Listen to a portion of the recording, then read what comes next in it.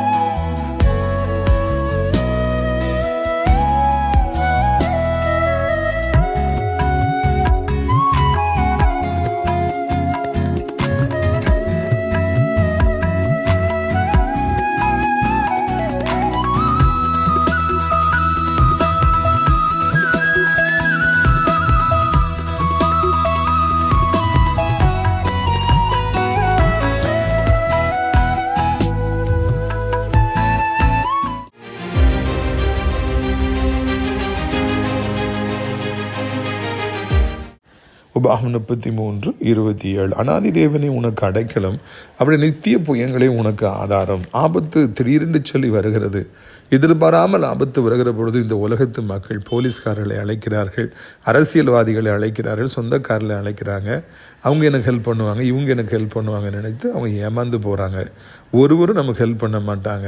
ஆனால் இயேசுவை நீங்கள் சந்திக்கும் பொழுது, அந்த கல்வாரி அண்டை வந்து அவருடைய அன்பை நீங்கள் ருசித்து அவரை உங்களுக்கு சொந்தமாக்கி கொள்கிற பொழுது, இந்த பார்தலத்தின் சொந்தக்காரர் உங்கள் வாழ்க்கையில் உங்களோடு கூட துணைவராய் உங்கள் நல்லாய் வருகிற பொழுது நீங்கள் எதற்கும் பயப்பட வேண்டிய அவசியம் இல்லை.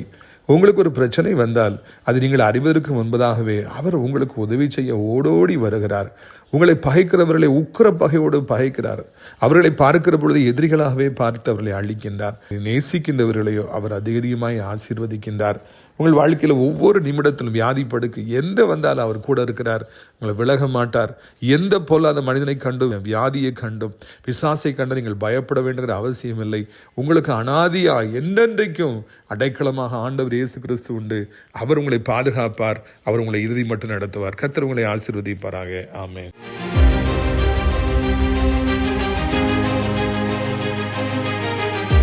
சிறியவனை பொழுதிலிருந்தும் எளியவனை குப்பையிலிருந்தும் எடுத்து உயர்த்தி ராஜாக்களோடும் பிரபுக்களோடும் வந்திருக்க செய்கிற அருமை ஆண்டவர் இயேசு கிறிஸ்துவின் இனிதான நாமத்தினாலே இந்த சத்தத்தை கேட்கின்ற அனைத்து தேவனுடைய பிள்ளைகளுக்கும் என்னுடைய அன்பான வாழ்த்துதல்கள்.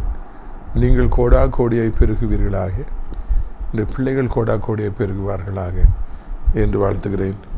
பிரித்துக்குரியவர்கள், இந்த சனிக்கிழமை கர்த்தருக்கு சித்தமானால் நாசரேத் தேவனுடைய மாளிகையிலே வைத்து நம்முடைய விடுதலை நாள் கூட்டம் நடைபெறும். ஏராளமான ஜனங்கள் மாதந்தோறும் பங்கேற்று இயேசு கிறிஸ்து அவர்களுக்கு இலவசமாய் தரும் விடுதலையை பெற்றுச் செல்கிறார்கள்.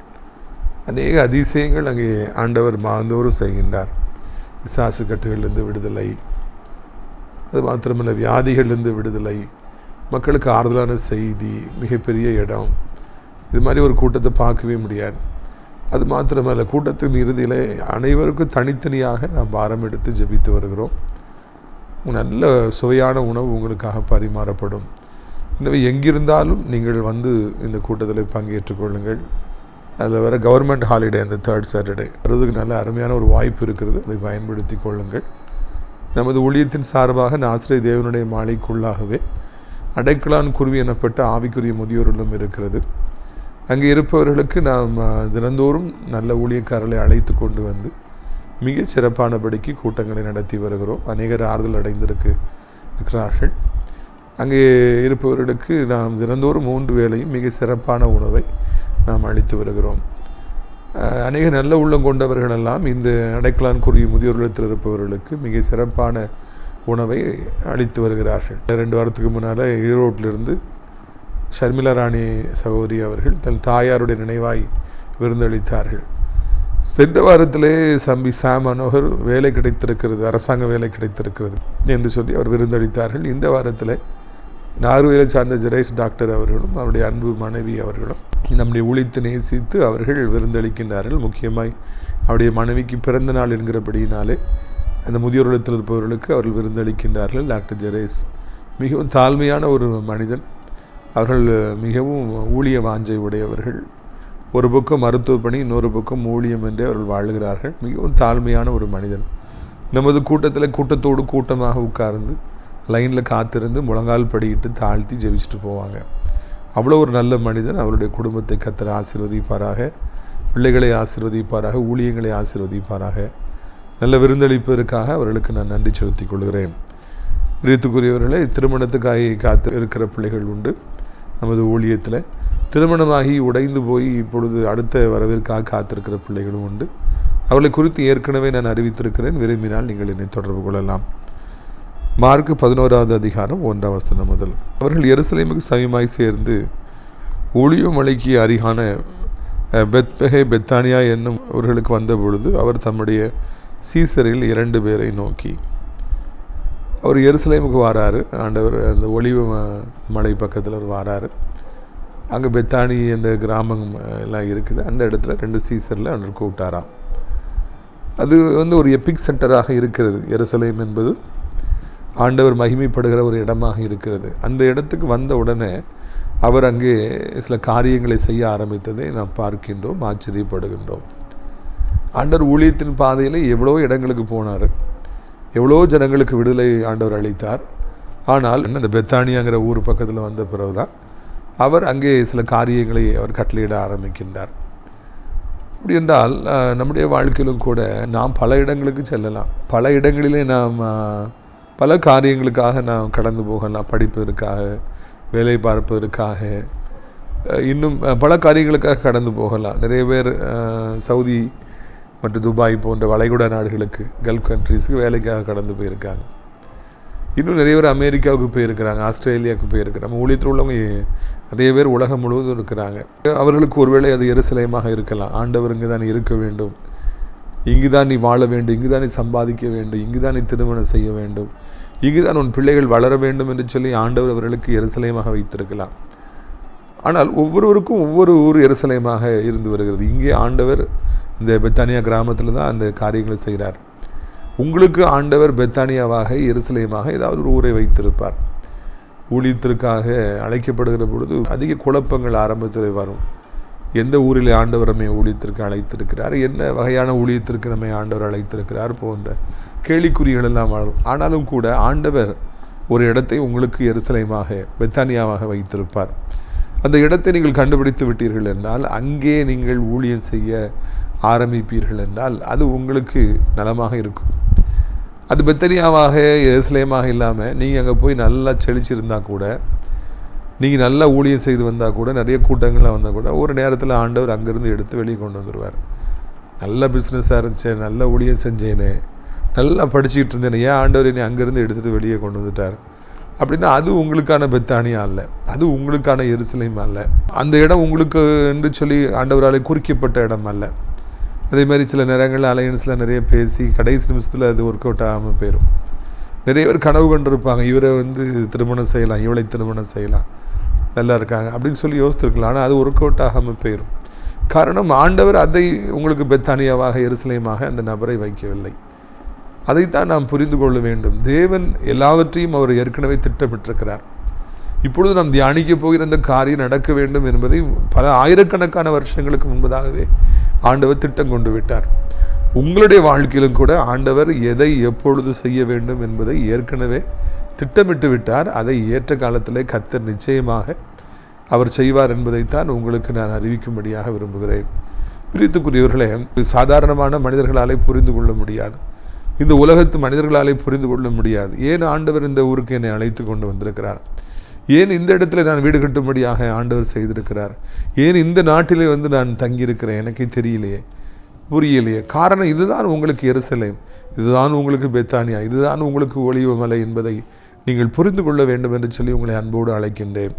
நம்முடைய வாழ்க்கையில் நம்முடைய முடிவுகள் எதுவுமே நிற்பதில்லை, நம்முடைய வாழ்க்கை தான். ஆனால் ஆண்டவர் தான் முடிவெடுக்கின்றார். He is the deciding authority. எங்கே போகணும், என்ன பண்ணணும், எங்கே வாழணும், எல்லாத்தையும் அவர் தான் முடிவெடுக்கின்றார். அவர் 2 சீசரை நோக்கி, உங்களுக்கு எதிரே இருக்கிற கிராமத்தில் போங்கள், அதில் பிரவேசித்த உடனே மனுஷர் ஒருவனும் ஒரு காலம் ஏறிடாத ஒரு கழுதை குட்டியை கட்டியிருக்க காண்பீர்கள், அதை அவிழ்த்து கொண்டு வாருங்கள் என்றார்.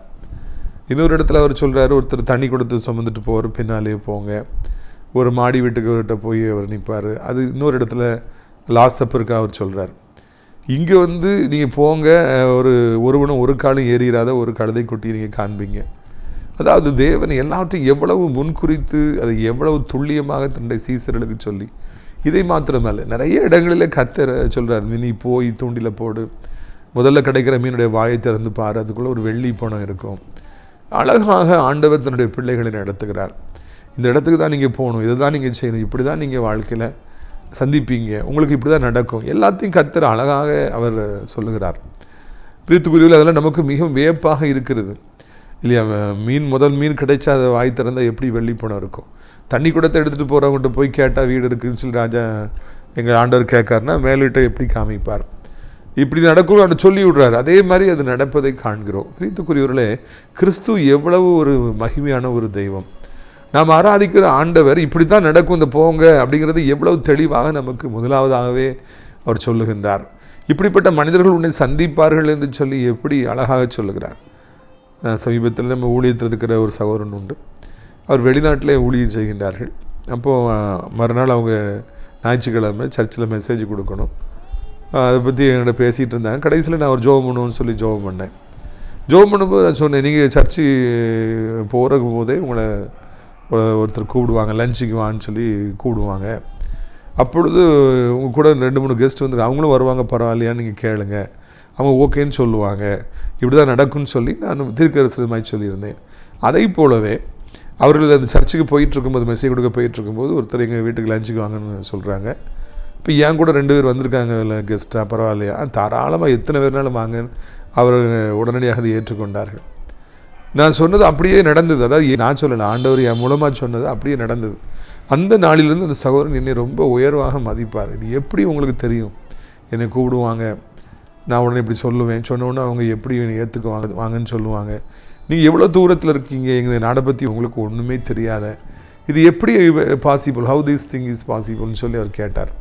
நான் சொன்னேன், பைபிள் இப்படி தானே இருக்குது, ஆண்டவர் இப்படி தானே சொன்னார், நீங்கள் போங்க, இப்படி ஒரு கழுதை குட்டி இருக்கும், அதை அவுத்துட்டு வாங்கன்னு ஆண்டவர் தானே சொன்னார். அதே மாதிரி தான் நம்முடைய வாழ்க்கையில் நடக்கும் என்று சொல்லி நான் சொன்னேன். அன்றைக்கு தான் ஆண்டவர் சொன்னது கரெக்டாக நடந்ததா, இன்றைக்கும் நடக்கும். இன்றைக்கும் ஆண்டவர் அதே போல் ஒரு கைட்லைன்ஸ் நமக்கு தரார்.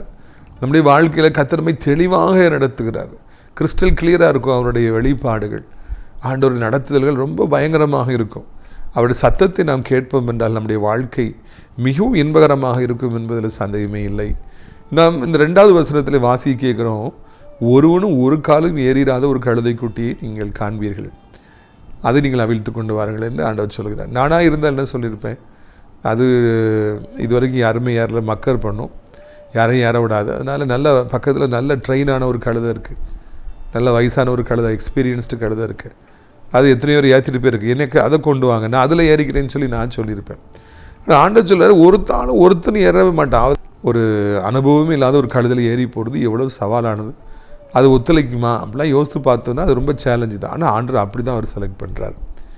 ஏற்கனவே பலர் ஏறி போயிருந்த கழுதை எனக்கு வேண்டாம், ஒருவனும் ஒரு காலம் ஏறிடாத கழுதை தான் எனக்கு வேணும்னு ஆண்டவர் சொல்கிறார். அதாவது நாம் இந்த இடத்துலேருந்து மிகவும் கவனிக்க வேண்டிய காரியங்கள் இருக்கிறது. அன்றைக்கு ஒரு சகோதரன் சொன்னார், ஒரு ஊருக்கு நான் வேலைக்கு புதுசாக போயிருந்தேன். அப்போது ஆண்டவர்கிட்ட சொன்னேன், ஒருவனும் ஒரு காலம் தங்கியிராத ஒரு புதிய வீட்டிலே போய் நான் குடியிருக்கணும்னு சொல்லி நான் ஜோமிட்டு போனேன். அதே மாதிரி புரோக்கர் கூட்டு போய் இது வரைக்கும் யாருமே இதில் தங்கியிருக்கல, இப்போ தான் புதுசாக கட்டியிருக்கிறாங்கன்னு சொல்லி சொன்னாங்க. நான் உடனே ஆண்டவரை துதித்து கொண்டு அந்த வீட்டுக்கு ஓகே சொல்லி நான் அந்த வீட்டில் போய் நான் தங்கினேன், இப்போ நல்ல ஆசீர்வாதமாக இருக்கிறேன் அப்படின்னு சொல்லி அவர் சொல்கிறார். ஏற்கனவே ஒரு பல குடும்பங்கள் தங்கியிருந்த ஒரு வீட்டில் போய் தங்கும்போது, பலர் வந்து போகிற ஒரு லாட்ஜில் போய் நம்ம தங்கும் பொழுது அங்கே இதுக்கு முன்னோட்டி என்ன நடந்ததோ, எவ்வளவு அசுசிகள் அங்கே இருக்கிறதோ, பிசாசின் கிரியைகள் அங்கே இருக்கிறதோ எதுவுமே நமக்கு தெரியாது. அப்போது நம்ம போய் அங்கே தங்கினோன்னா அது ரொம்பவும் சவாலாக இருக்கும். நாம் ஜெபித்து விட்டு தான் அந்த இடத்துக்குள்ளாக போய் தங்க முடியும். இல்லை என்றால் அநேகர் அதனால பாதிக்கப்படுறாங்க. நம்முடைய ஊழியத்தில் ஒரு ஐயா இருந்தாங்க. அப்போ அவங்க தன்னுடைய அனுபவத்தை, சொந்த அனுபவத்தை பகிர்ந்து கொண்டாங்க. நான் அந்த ஐயா சொன்னது உங்களுக்கு சொல்கிறேன்னா, அது 30-40 வருஷத்துக்கு முன்னால் நடந்த ஒரு காரியம். ஒரு நாள் அவர்களும் அவருடைய மனைவியும் பஸ் ஸ்டாப்பில் பஸ் ஏறதுக்காக நின்றுட்டுருக்காங்க. அப்போது ஒரு கார் வந்து, நீங்கள் போகிற ஊருக்கு தான் நான் போகிறேன், நீங்கள் வாங்க, பஸ்ஸுக்கு கொடுக்குற காசை நீங்கள் கொடுத்தா போதுன்னு சொல்லி அந்த டிரைவர் சொல்கிறாரு. என்னடா இது காரில் போகிறதுக்கு எவ்வளோ கொடுத்து வச்சுருக்கணும், அதுவும் பஸ்ஸு காசு கொடுத்தா போதுங்கிறாரு. உடனே அவங்க அதில் போய் அவரோட மனைவியும் ஏறிக்கிறாங்க. சந்தோஷமாக அந்த இடத்துக்கு போகிறாங்க. ஆனால் அவர்களுக்கு தெரியாது அந்த கார் எதுக்காக இங்கே வந்துட்டு திரும்புதுன்னு சொல்லி அவங்களுக்கு தெரியாது. ஒரு அகால மரணம் அடைந்த ஒரு பெண்ணுடைய சரீரத்தை கொண்டு ஹேண்ட் ஓவர் பண்ணிவிட்டு அவங்க திரும்புகிறாங்க, அந்த காரில் திரும்புகிறாங்க. இது உங்களுக்கு தெரியாமல் பலியாடுகளை போல் கொஞ்சம் காசு தானு சொல்லி சந்தோஷமாக அந்த காரில் ஏறுறாங்க. என்ன ஆகிட்டு தெரியுமா, அந்த மரணம் அடைந்த அந்த வாலிப பிள்ளையுடைய ஆவி அவருடைய மனைவிக்குள்ளாக புகுந்து, அதுக்கு பிறகு அவர் ரொம்ப அந்த தாயார் பல கஷ்டங்களை அனுபவித்து அவர்களை கிறுக்கு பிடித்து இவரை அடித்து கெட்டி போட்டு பயங்கரமாய் அந்த குடும்பத்துடைய கதை முடிந்தது. அவர் சொன்னார், என் மனைவியோட கதை பயங்கரமாய் முடிந்தது. ஒரே ஒரு தவறு, அந்த கார் எங்கேருந்து வருதுன்னு தெரியாமல் நான் போய் நானும் என் மனைவி ஏறிக்கொண்டு, அதுதான் பெரிய தவறுன்னு சொல்லி சொன்னார். அப்படி வாழ்க்கையில் நிறைய ஆவிக்குரிய ரகசியங்கள் இருக்கின்றது. ஒரு பஸ்ஸில் ஏறி போனால் கூட அதில் நம்ம யோசிக்கணும், இந்த இடத்துல யார் உட்கார்ந்துருந்தா எனக்கு எதுவும் பாதிப்பு வருமா. ஒரு காரை வாடகை எடுத்து போகிறோன்னா எத்தனை பேர் அதில் வருவாங்க போவாங்க. இன்றைக்கி ரேப்பிடோ வந்திருக்கிறது, ஊபர் வந்திருக்குது, எவ்வளோ வந்திருக்குது. கார் வேணுமா, ஆட்டோ வேணுமா, ஒரு செகண்டில் எல்லாம் கிடைக்குது. ஆனால் அதில் ஏறுவதற்கு முன்பு பல முறை நாம் ஜெபிக்க வேண்டும், யோசிக்க வேண்டும், நமக்கு எந்த ஆபத்து வந்துவிடக்கூடாது என்று ஆண்டவரிடத்தில் கெஞ்ச வேண்டும். அப்படி நம்ம ஜெபித்து அதை சுத்தப்படுத்தி விட்டு நம்ம உள்ளே போனோன்னா நமக்கு ஒரு பிரச்சனையும் இல்லை. எடுத்தோம் கவுத்தோன்னு சொல்லிட்டு போய் ஏறி உட்கார்ந்தோம் அப்படின்னா என்ன வேண்டுமென்றாலும் நடக்கலாம் என்பதை நம்முடைய அனுபவத்தின் வாயிலாக கற்றுக்கொள்கிறோம். ஆண்டவர் இரண்டாவதாக இப்போ இருக்கிறோம், ஆண்டவர் அவர் வந்து யாரும் ஏறிடாத ஒரு கல் தான் எனக்கு வேணும் அப்படின்னு ஆண்டவர் சொல்கிறார். அப்படி என்றால் இன்றைக்கு ரட்சிக்கப்படாமல் இருக்கிற, இதுவரைக்கும் ஆண்டவருடைய சத்தத்தையே கேட்காமல் இருக்கிற, ஆண்டவருடைய காணியாட்சிக்கு தூரமாக இருக்கிற, ரட்சிப்பின் வாசனையே இல்லாத குடும்பங்களிலிருந்து அநேகர் எனக்கு வேண்டும் என்று ஆண்டவர் சொல்லுகிறார். பாரம்பரிய கிறிஸ்தவர்கள் இருக்கிறாங்க, 3 தலைமுறையாக நாங்கள் கிறிஸ்தவர்களாக இருக்கிறோம், 5 தலைமுறையாக கிறிஸ்தவர்களாக இருக்கிறோம் பெருமையாக சொல்கிறவங்க இருக்காங்க. அதே நேரத்தில் ஆண்டவரை அறியாத குடும்பத்தார் எத்தனை பேர் இருக்காங்க. அவங்க குடும்பத்திலிருந்து இல்லையா, அவங்கள மாதிரி ஆண்டவரை அறியாத குடும்பங்களிலிருந்து இயேசு தனக்கென்று சொல்லி தன்னை பின்பற்றுகிற ஆழமான வாலிபர்கள் தேவை, வாலிப பிள்ளைகள் தேவை. அன்றை அறியாத அந்த மக்கள்லாம் என்னிடத்தில் வர வேண்டும் என்று சொல்லி வாஞ்சை உடையவராக அவர் இருக்கின்றார். எங்கே நான் அஸ்திபாரத்தை போடுவேன், ஏற்கனவே ஒருத்தர் போட்ட அஸ்திபாரத்தின் மேலே நான் போட மாட்டேன், பவுல் அப்போஸ்தலன் அந்த குண்டு சட்டிக்குள்ளே குதிரை ஓட்டாமல் பல இடங்களுக்கு சென்று, பல நாடுகளுக்கு சென்று, பல தரப்பட்ட மக்களை சந்தித்து, சமயம் வாய்க்கும் பொழுதெல்லாம் பிரசங்கம் செய்து அநேக திருச்சபைகளை அவர் எழுப்பினார். பல நாடுகளிலே எழுப்பினார். பல மொழிகளிலே அவர் பேசினார். அது ஒரு அழகா சொல்கிறார், இன்னொருத்தர் செய்த ஊழியத்து மேலே நான் செய்யணும் அவசியம் இல்லை, அறுப்பு மிகுதியாக இருக்குது, நான் எத்தனை இடங்களுக்கு போவேன்னு சொல்லிட்டு அவர் எவ்வளோ இடங்களுக்கு சென்று ஊழியங்களை செய்தாராம். பிரித்துக்குரியவர்கள், இதுதான் ஊழியத்தின் பாதை என்பது. ஏற்கனவே ஒரு சர்ச்சைக்கு போகிறவங்களும் நம்ம சர்ச்சைக்கு கூடணும்னு நம்ம நினைக்கவே கூடாது. இது இப்பொழுது மிகவும் ஒரு வேதனையான காரியமாக இருக்குது. டிவி சேனல் நடத்துகிறவங்க, ஒரு சேனலில் பேசுகிறவங்கள தங்கள் சேனலுக்கு கூப்பிட்றாங்க, நாங்கள் குறைய காசு தரோம் சொல்லிட்டு. ஏன் புதிதாக ஒரு நபரை நாம் அழைத்து கொண்டு வந்தால் என்ன? புதிதானே ஒரு டிவியில் வராத ஒரு ஊழியக்காரனை அறிமுகப்படுத்தினால, ஏற்கனவே ஒருத்தர் டிவியில் வந்துட்டுருக்காரு, அவர் எவ்வளோ கஷ்டப்பட்டு அவங்கள பிடிச்சாருன்னு தெரியல. அப்போ அவங்கள போய் நான் குறைய காசுக்கு உங்கள் ப்ரோக்ராம் போடுறேன்னு சொல்கிறது மிக தவறான காரியம். பிரித்துள்ளி, ஒருவனும் ஒரு காலம் ஏறிடாத கழுதை. ஏற்கனவே வர்றவங்களை நம்ம என்கரேஜ் பண்ணுறதை விட மிகப்பெரிய ஊழியக்காரங்களுடைய நிகழ்ச்சிகளை இலவசமாக போடுறதுக்கு போட்டி போடுறாங்க, நாங்கள் தான் போடுவோம்னு சொல்லிட்டு. ஏன்னா மக்கள் அதிகமாக பார்க்குறாங்க. ஏற்கனவே மக்கள் அதிகமாகி பார்க்குறவர்களுக்கு நம்ம இலவசமாகி போடுறதை விட அறிமுகம் இல்லாத ஊழியக்காரர்களுக்கு நம்ம ஒரு சான்ஸ் கொடுத்தோன்னா அது அவங்களுக்கு எவ்வளோ நல்லா இருக்கும், ஊழியங்கள் எவ்வளோ கட்டப்படும். பிரியத்துக்குரியவர்களே, இந்த ஆண்டவருடைய இந்த ஃபார்முலா இன்றைக்கு நிறைய கிறிஸ்தவர்களால் அறியப்படாமல் இருப்பதையும் ஃபாலோ பண்ணப்படாமல் இருப்பதையும் பார்க்கிறோம். ஒருவனும் ஒரு காலம் ஏறிடாத கழுதை. இதுவரைக்கும் டிவியில் அறிமுகப்படுத்தாத ஊழியர்களை அறிமுகப்படுத்தலாம். இதுவரைக்கும் ஊழியங்களை யாருமே அதிகமாக கேள்விப்படாதவங்கள ஊழியத்தில் கொண்டு வரலாம். ஆண்டவரை பற்றி கேட்டிடாத ஜனங்களுக்கு சத்தியத்தை அறிவித்து அவர்களை ஆண்டவருடைய காணியாட்சிக்குள்ளாக நாம் கொண்டு வரலாம். இதையெல்லாம் நம்முடைய வாழ்க்கையில் நாம் புரிந்து கொள்ள வேண்டும். இப்படிப்பட்டவர்களைத்தான் ஆண்டவர் நேசிக்கிறார். உங்களுடைய பிள்ளைகள் இன்றைக்கு ஆண்டவரை அறியாதவர்களாக, முரட்டாட்டமுடையவர்களாக, கீழ்ப்படியாதவர்களாக, இஷ்டத்துக்கு தாண்டோண்டித்தனமாய் வாழ்பவர்களாக, சண்டை போடுபவர்களாக, கெட்ட நண்பர்களோடு இருப்பவர்களாக இருக்கலாம். இதுவரைக்கும் ஆண்டவர் அவங்க மேலே ஏறாமலே இருந்திருக்கலாம். ஆனால் நீங்கள் கவலைப்படாதீங்க, ஜெபம் பண்ணுங்க. அந்த வாலிபர்கள் ஆண்டவரை முதலாய் சொந்த இரட்சகராக ஏற்றுக்கொள்வார்கள். கழுதை மேலே ஆண்டவர் ஏறும் பொழுது அந்த கழுதை குனிந்து கொடுத்துருக்கும் அல்லவா? அதை போடுதான் ஆண்டவரை என்னிடத்தில் வாரும் என்று சொல்லி இதுவரைக்கும் யாருக்கும் அடங்காமல் இருக்கிறவங்களுடைய பிள்ளைகள், பேர பிள்ளைகள், ஆண்டவரே வாரும் என்று அடங்கி தங்களை தாழ்த்தி குனிந்து ஆண்டவரை தங்கள் மீது ஏற்றுக்கொள்வார்கள். இதைத்தான் இந்த நாளிலே உங்களுக்கு நான் அறிவிக்கும்படியாக விரும்புகிறேன். பிரியத்துக்குரியவர்களே, 3வது வசனம், ஏன் இப்படி செய்கிறீர்கள் என்று ஒருவன் உங்களுக்கு கேட்டால் இது ஆண்டவருக்கு வேண்டும் என்று சொல்லுங்கள், உடனே அதை இவ்விடத்திற்கு அனுப்பி விடுவான் என்று சொல்லி அவர்களை அனுப்பினார். அதே மாதிரி அவங்க அனுப்பும்போது கேட்குறாங்க, ஏன் இதை அவுக்குறீங்க, இங்கே யார் கொஸ்டின் வருது. முன்னப்பட தெரியாதவங்க வந்து கழுதையை அவுத்தாங்கன்னா விடுவாங்களா? அப்போ இது ஆண்டவருக்கு வேண்டும். அப்போ அவங்க விட்டுறாங்க. உடனே அந்த கழுதையை கொண்டு வந்துடுறாங்க. நீங்கள் ஆண்டவருக்கு வேண்டும் தம்பி, வாலிப மகளே, நீங்கள் ஆண்டவருக்கு வேண்டும், ஆண்டவருக்கு வேண்டும். அதனால தான் அவர் உங்களை அழைக்கின்றார். இந்த நிகழ்ச்சியின் மூலமாக அழைக்கின்றார், ஞாயிறு ஆராதனைகள் மூலமாக ஆண்டவர் அழைக்கின்றார். ஊழியக்காரர் எத்தனை பேர் இருக்காங்க. ஆண்டவர் உங்களை அன்பாய் அழைக்கிறார், இருக்கிற நீட்டி அழைக்கின்றார். நீங்கள் ஆண்டவருக்கு வேண்டும். நிறைய பேர் இப்படி அவிழ்க்கப்படுகிற நேரங்களிலே, கட்டவிழ்க்கப்படுகிற நேரங்களிலே, வியாதிகளிலிருந்து அவிழ்க்கப்படுகிற நேரங்களிலே, பிரச்சனைகள், போராட்டங்கள், போதை பழக்கங்கள் விடுவிக்கப்படுற நேரங்களில் சாத்தான் எப்படி இவங்களை நீ விடுவிக்கலான்னு சொல்லி அவன் கேள்வி கேட்குறான். எப்படி நான் பிடிச்சி வச்சுருக்கிறேன், இத்தனை வருஷமாக பிடிச்சி வச்சுருக்கிறேன், என் பின்னால் தான் அவங்க இருக்கிறாங்க, என்கிட்டருந்து இவங்களை எப்படி நீ கொண்டு போகலாம் அப்படின்னு சொல்லி சாத்தான் கேட்பான். இது ஆண்டவருக்கு தெரிந்து கொள்ளப்பட்ட பாத்திரம். இல்லை உனக்கு ஒரு பங்கும் இல்லை பாகம் இல்லைன்னு அந்த பிசாசுகள் எல்லாம் ஓடிவிடும் என்பதை மறந்துவிடவே கூடாது. பிரியத்துக்குரியவர்களை, ஆண்டவருக்கு வேணும்னு சொன்ன உடனே பிசாசுகள் வழி விடுகின்றன, தொடர்ந்து விடுகிற ஆவிகள் ஓடி போகின்றன. இது ஆண்டவருக்கு வேண்டும், நீங்கள் ஆண்டவருக்கு வேண்டும், இந்த குடும்பம் ஆண்டவருக்கு வேண்டும், இந்த பிஸ்னஸ் ஆண்டவருக்கு வேண்டும், இவன் ஊழியத்துக்கு வேண்டும் என்று சொல்லி நான் ஒப்பு கொடுக்குற பொழுது சத்ருவால் போராட முடியாது. எத்தனையோ தலைமுறையாக சாத்தவன் குடும்பத்தை பிடித்து வைத்திருக்கலாம், எவ்வளோ வருஷமாக வியாதி இருக்கலாம், எவ்வளோ வருஷமாக வறுமை இருக்கலாம். ஆண்டவருக்கு வேணும் நீங்கள் ஆண்டவர் சொல்லி ஆண்டவருக்கா வரும்போது வியாதி, வறுமை, சாபம், பிசாசின் கட்டுகள், உபத்திரவங்கள், அவமானங்கள், நிந்தைகள் எல்லாம் உங்கள் குடும்பத்தை விட்டு அது நீங்கி விடுகிறது. அதைத்தான் நீங்கள் புரிந்து கொள்ள வேண்டும். ஒரு மனிதனை விடுவிக்கும் பொழுது, ஒரு மனிதன் இயேசுவின் பக்கமாய் வரும் பொழுது சாத்தான் விடாமல் போராடுறான். நான் விடமாட்டேன்னு சொல்லி சொல்கிறான். பேய் விரட்டுற அந்த ஊழியத்தில் நான் கற்றுக்கொண்ட முதலாவது காரியம், எந்த மனுஷனுக்கு பேய் பிடிச்சிருந்தாலும், எந்த பெண்ணிற்கு பேய் பிடிச்சாலும் போன்னு சொன்னால் சொல்லும், நான் போகவே மாட்டேன். முதல்ல அது போகவே மாட்டேன்னு சொல்லும். ஆனால் இயேசுக்கு இவள் வேண்டும், இயேசு கேட்குறார், எனக்கு வேணும்னு சொல்கிறார். இவன் இயேசுக்கு வேணும் ஆண்டவர் சொல்கிறாரு.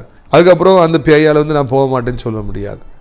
எந்த ஊரில் போய் பேய வரட்டாலும் ஃபஸ்ட்டு தான் சொல்லு, நான் போக மாட்டேன், நான் இத்தனை வருஷமாக இருக்கேன், நான் நல்லா இருக்கேன், நான் நல்லா இவ்வளோ வாழ்க்கையை அழிச்சிட்டேன், நான் எப்படி போவேன், நான் இவ்வளோ கொண்டுட்டு தான் போவேன் அப்படி அந்த பேய் சொல்லும். ஆனால் இயேசுக்கு வேண்டும் சொல்லும் பொழுது பேய்க்கோ நோய்க்கோ சாத்தானுக்கோ சத்ருவுக்கோ சாபங்களுக்கோ எதற்கும் உரிமை இல்லை என்பதை நீங்கள் புரிந்து கொள்ள வேண்டும். பிரியத்துக்குரியவர்களே, ஆண்டவருக்காக இந்த கழுதை அவிழ்க்கப்பட்டது. எருசலேம் வீதிகளில் ஆண்டவர் இந்த கழுதின் மீது ஏறினார்.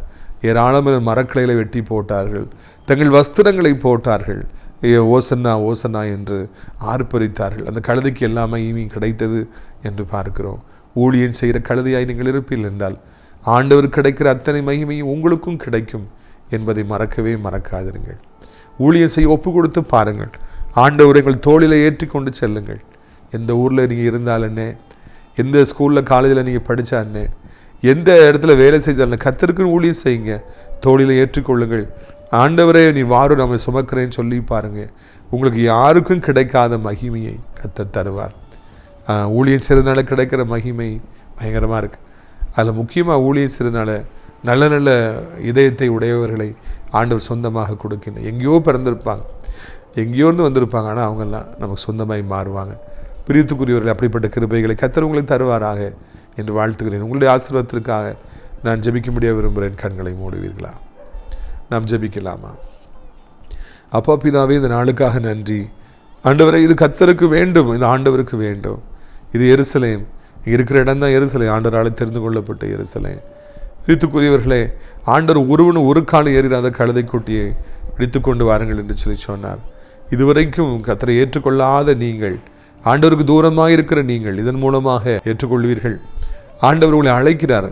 உங்களை தொடர்ந்து வருகிற சாபங்கள், தொடர்ந்து வருகிற தோல்விகள், தொடர்ந்து வருகிற வறுமை வியாதி எல்லாம் இன்றோடு கூட உங்களை விட்டு நீங்க போகின்றது.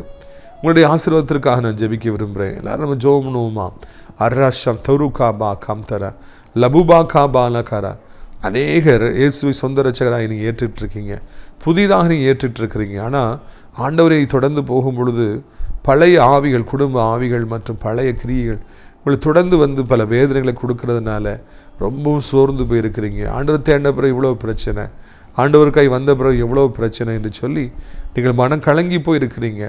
நிறைய பேர் அப்படிப்பட்ட பாடுகளை சந்திக்கிறாங்க, புதிதாக ஆண்டவரை ஏற்றுக்கொண்டவர்கள். ஆனால் உங்களுக்கு புதிதாக பல பிரச்சனைகள் வருவதை காண்கிறீர்கள். இன்றைக்கு உங்களுக்காக இந்த செய்தி கொடுக்கப்படுகிறது. நீங்கள் ஆண்டவருக்கு வேண்டும். பிசாசே, இவர்கள் ஆண்டவருக்கு வேண்டும், இவருடைய குடும்பம் ஆண்டவருக்கு வேண்டும், இவருடைய பிள்ளைகள் ஆண்டவருக்கு வேணும், நீ வராத, ஓடு, இவர்கள் கட்டவிழ்ப்பதை நீ தடுக்காத.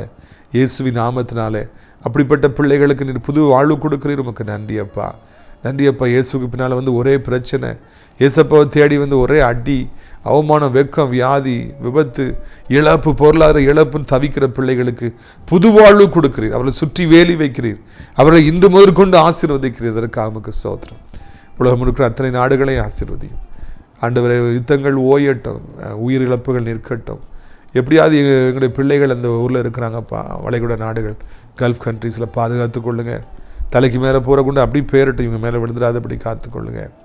ஆண்டவரை தோத்திர ஐயா, அனைத்து மக்களையும் நீங்கள் ஆசீர்வதிங்க. அனைத்து ஊழியக்காரர்களையும், என்னுடைய பிள்ளைகளை ஆசீர்வதிங்க. நாசிரியர் ராஜப்பழத்தோட்ட ஊழியங்களை நேசிக்கிற, நாள்தோறும் நம் நிகழ்ச்சிகளை பார்க்கிற, அறிமுகப்படுத்துகிற நல்ல உள்ளங்கள் ஒவ்வொருவரையும் ஆசீர்வதியும்.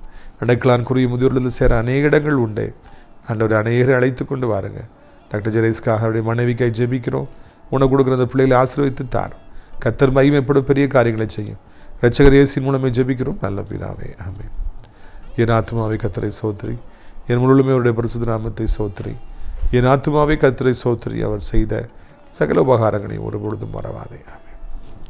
இந்த கர்த்தராகிய இயேசு கிறிஸ்துடைய கிருபையும் பிதாவாகிய தேவனுடைய அன்பு பரிசுத்தாடி அந்யோன்ய ஐக்கியமில்லாத பிரசன்னம் உங்கள் அனைவரோடும் இன்றைக்கு சா காலங்களில் நினைத்திருப்பதாக. அல்லேலூயா, அல்லேலூயா. God bless you. ஆமென்.